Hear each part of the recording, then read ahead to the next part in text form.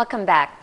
In front of more than 80,000 Ahly fans, the Egyptian Giants actually failed to secure a victory against Algerian Shabeeba yesterday in the African Championship League, ending up with a 1-1 draw. And Ahly new signing Mohamed Seif, he's the one who scored the first goal with an accurate header, while the Algerians equalized a few minutes later through a long-range shot into Sharif Ikrami's net.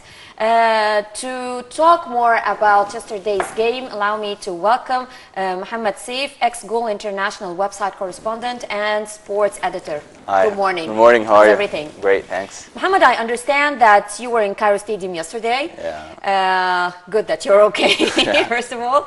Now tell us about the atmosphere and the fans. How was the atmosphere? It was really great. The atmosphere was pretty much electric. We had fans from everywhere, from the Ahly, from Zamalek fans, Ismaili fans. So there were a lot of fans there because basically they were supporting Egypt. So it was really great. The atmosphere was electric. People were there 5 hours before the game started, even 6 hours before that. I saw and that. Yeah, it was really great. The atmosphere was great. The stadium was just pretty much full before the game, around 1 hour before the game. So it was really good. When I was going back home yesterday, and it was around 4 p.m., and I saw people flocking into the stadium, although the heat was very hot. Fasting, most people are fasting, of course, because the whole obviously, it's pretty much a pretty important game for the Ahly team and for the Egyptian teams in general, especially after the first after Ismaili and Heartland, the Ismaili team lost 2-1. So it was really an important game with all the Egyptians looking forward to the game and everything. So it was really great. But after the past matches in the local league against Shorta, then Al Masri, were we realistic in expecting Al Ahly's victory? Well, definitely. I mean, the first match in Algeria, there was a lot of talk about the Ahly team there.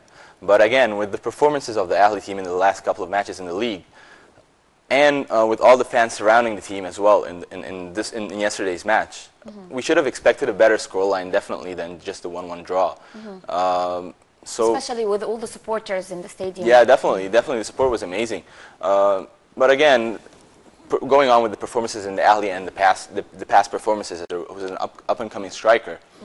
He has to have his chance, and that was a good game to give him a chance. So there were a lot of things in the match yesterday. Yesterday, the team's 4 defenders were all national team players. So, yet Al Ahly receives the goal almost every match this season, which was not common at all with the Red Devils in the past. What is wrong back there? It is kind of weird because you've got around 8 players playing in the Ahly team who are in the starting lineup for the national team, the Egyptian national team. And when they play in the Egyptian national team, they tend to win. So there must be something wrong there. But if you notice, a lot of the goals that the Ahly team conceded, they're from set pieces. And that's a major issue for the Ahly team. They have to work on their set pieces. They're playing with a 4-4-2 formation. So there are 2 points where you can concede goals if you're playing with a 4-4-2 formation. The first thing is if you're playing from the sides, you have to get your right backs and your left backs to cover up with the center backs. That's a major issue, and that's the thing they have to work on, because obviously a lot of the goals they're coming in from crosses. So that's one issue. The other issue is the set pieces, because if you look at the goals that Al Ahly conceded in the past 3 games, you've got around half of those goals were from set pieces. So they have to work on 2 things. Sam Badri has to concentrate on 2 things: the positioning of the center backs and the right backs and left backs, together with the positioning during the center pieces. If it's either zonal defense or man marking, they have to put in a strategy that really should work, and they have to try and work it out. Okay, we will see about that. But first, let's watch a report about yesterday's game. Let's watch the report and we'll be right back.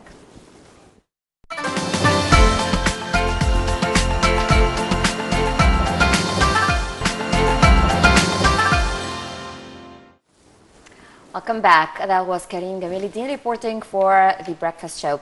Now, back to Mohamed Seif, our sports analyst. I want to ask you, since you were there in the stadium yesterday, how was the security? It was quite good. It was quite good. The Algerian fans, they weren't present yesterday. I didn't notice any Algerian fans except a couple. And so that really kind of hindered what could have happened if there were a lot of Algerian fans. Yeah. Not should. No, could have, definitely could have. Because, again, a match shouldn't get in between 2 countries. This is really important. After all, it is a sport. and sports should get people together, not drifting them apart. So that's really important. The security was great yesterday. A bit crowded, getting inside, Yes. but again, going outside, and the security was overall quite good. Don't you think that it is kind of weird that to have two professional foreign strikers among the team, yet they don't enter the field even when you're starting to have strikers who were injured? Well, that is a question you have to ask to Hussam al-Badri as well, because the thing is, he bought those strikers in the first place.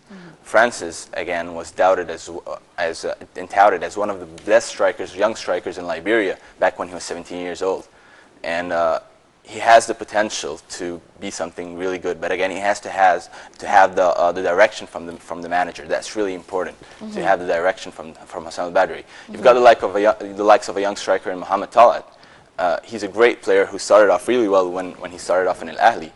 And again, if you notice during the Youth World Cup in Egypt last year, he was the main star striker before the Egyptian team started playing in the World Cup. So he was the striker in the Egyptian team, but because of playing in Ahly, and he didn't get his chance as well in those coming in last season and in this season as well. He didn't have enough chances to start scoring, and that is a question to Hussam al-Badri, because he has to have faith in his players and his strikers. One of the most important things for a striker is his confidence. If he doesn't have confidence from his manager and from his players around him, he could go on a goal drought, just like what's happening right now. And again, Mohamed Seif is not 100% fit, and you've got the likes of Ghaddar, for example, another foreign striker. He didn't get his chance. Plus, Amir Sayoud, the Algerian player, he's a great player with lots of skills, but he didn't have his chance again. So you've got to question the motives of Hussam al-Badri and how he's Well, putting talking the about players. the motives of Hussam al-Badri and Hussam al-Badri himself, yesterday I guess was the first time that Al-Ahli fans turned against Hussam al-Badri. So do you think that they are right or they are wrong? And what can be the future of the team now with such a continuous poor performance? Well, the last time the Ahly fans turned on against their team was back in 2001 when Bon Frere was managing the Ahly team, and then Manuel José came in and coached the team, and obviously the performance has changed. But again, we're not just talking about the Ahly here. We're talking about any team from Zamalek, Ismaili, Ahly, Ittihad. The fans should get behind their teams, their players, and their coaches as well.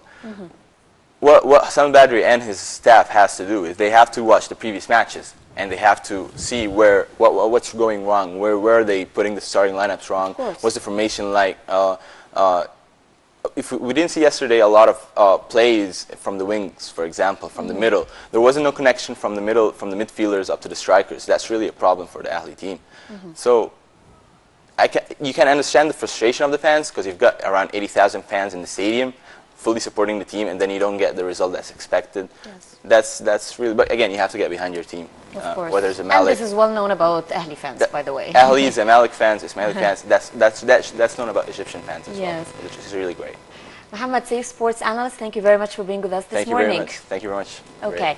Now, Prime Minister Ahmed Nazif and Minister of Trade and Industry Rashid Mohammed Rashid addressed the Industries Federation Conference recently held in Alexandria. The conference tackled opportunities before the Egyptian industries today and efforts for a better performance. Adil Mahrouki has more details in this report.